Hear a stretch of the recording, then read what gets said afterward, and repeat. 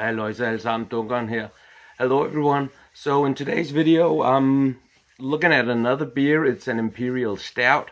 And I don't know if you saw yesterday's videos, but then you would know what it's called. It's this absolutely beautiful thing. It's an Imperial Stout from something called Samuel Smith. Never heard about it, never seen this bottle.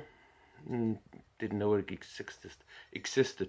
But it's a very cool bottle. It's 33 centiliters. It's 7% alcohol, and it's just a beauty. This thing up here, the golden paper right here, absolutely awesome in my opinion.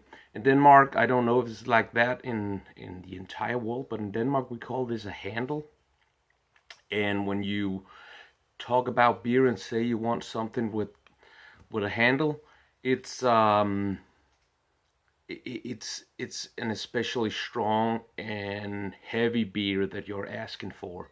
So, and this being an Imperial Stout, 7%, I think it's safe to say that this is probably gonna be very heavy and strong. So, yeah, I'm really looking forward to it. The ingredients says malted barley, hops, and all the other things normally used. I'm not seeing any malts in there, except it said malted barley. What that means, I'm not sure. Let me know in the comments section if you know what that means. This is a beer that has been made for a long time. It's made in England, and it's made to withstand, that's what the label says anyway, to withstand the the tough transportation to Russia. And it was one of the Russian people's most favorite beer. That's what it says. Yeah, but let's crack this bad boy open. If my eyes are a little bit weird, red and maybe a little bit swollen, I'm just having a tough week, a long week, and a pretty weird weekend, but nothing important, nothing too serious. So just know that there's nothing wrong. It's just a bit tired. So yeah. The label is absolutely beautiful, golden and white and a little bit of black. And well, I'm just very impressed with this. And it was quite expensive actually.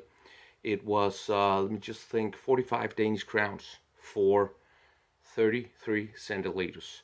So it should be very, very good, or else it will, yeah, it's too expensive. So it has 2 gold medals I can see for taste up there.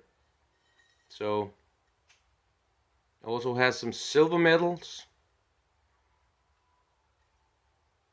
Yeah, let's crack it open. Let's see what happens.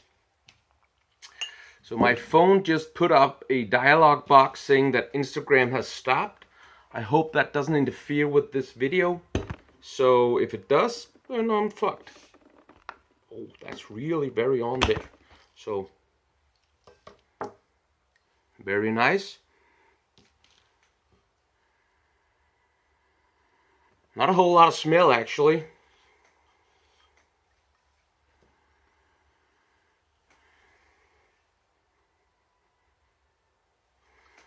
Let's see. And today I'm drinking, I usually, when it's dark beers and it's only 33 centiliters, I drink from this Bagger beer mug. Very awesome mug. When it's half a liter and it's dark beers, I usually drink from those half-liter glasses that I have. Other beers I drink from my Luigi Bormioli Italian taster glass, which is probably the nicest beer glass I've ever seen. So I'm very happy about owning those. So let's go. Let's pour this bad boy up. Very dark, very dark. I hope you can see this because this is just absolutely beautiful. What do you think about this? To me, this is perfection. Absolute perfection. The smell, I'm just gonna see if I can fix this dialog box without stopping the video. I think I managed to do that. So let's go on. Yeah, roasted barley. I think it smells a little bit like roasted malts as well, but I just didn't see it in the ingredients list.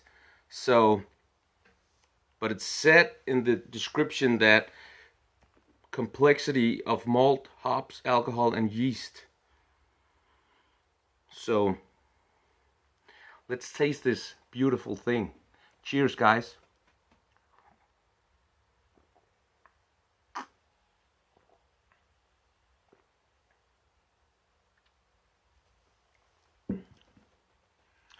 Wow. There's so much licorice and chocolate and coffee.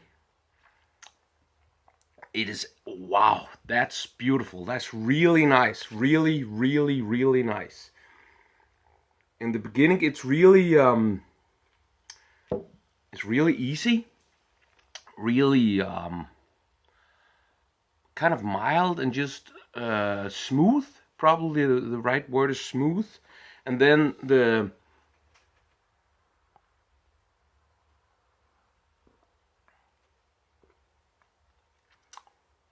really smooth in the beginning. The malted barley, and I want to say malts as well, in the middle. And then in the end, there's bitter chocolate, really bitter. But if you like chocolate, real chocolate, not the milky ones, but dark chocolate, this is amazing.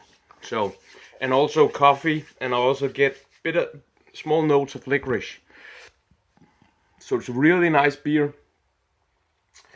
It could be a little bit, let me just taste it again, I want to be sure.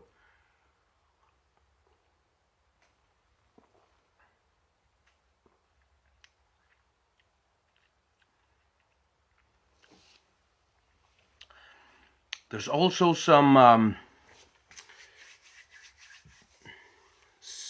acid taste, whatever, like, I don't know how to explain this. It's a bit acidy at the end, a bit sour also, but it's not bad. It actually tastes good. It's just another complexity of the taste. So it's very complex, actually. Excuse me. It's a really nice beer. It's very nice. I don't know if it's worth 45 Danish crowns, because that's the same price as the Rochefort 10, which is a beer that I compare all expensive beers to, and it's not as good as that, in my opinion.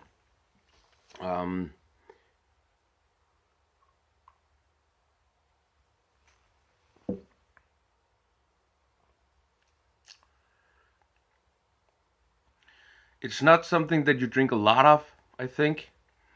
It's just too heavy, and it's also too complex.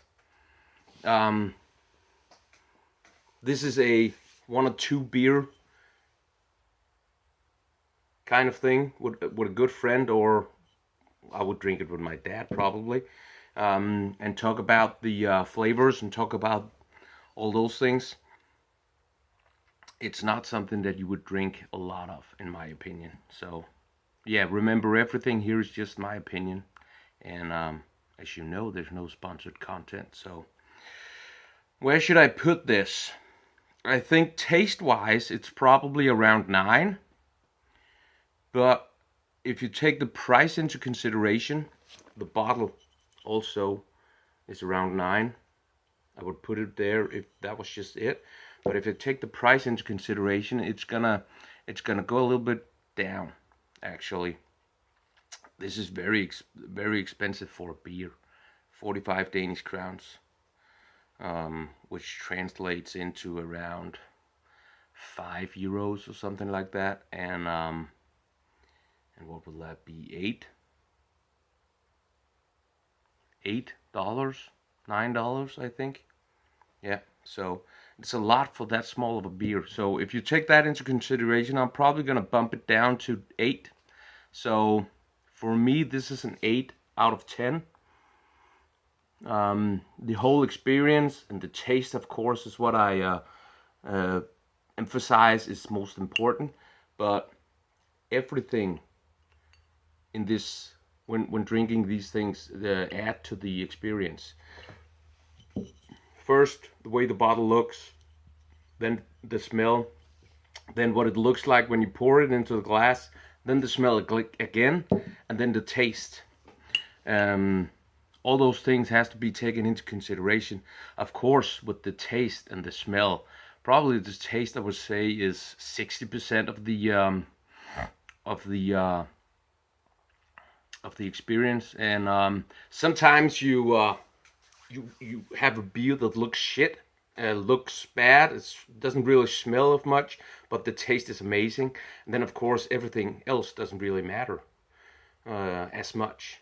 And sometimes it's the other way around. You think you can get something amazing, and then it's very disappointing, and then the taste kind of is all that matters. So, but yeah, I hope that makes sense to you guys. So yeah, the Imperial Stout from what was his name? Samuel Smith's.